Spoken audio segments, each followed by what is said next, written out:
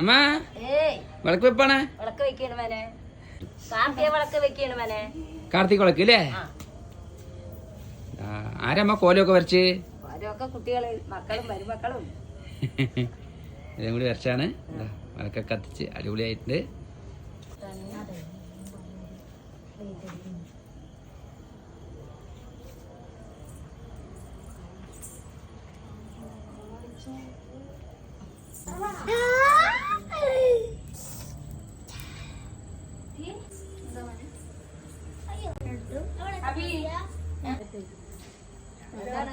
ദീപമൊക്കെ തെളിയിച്ചിട്ടുണ്ട്.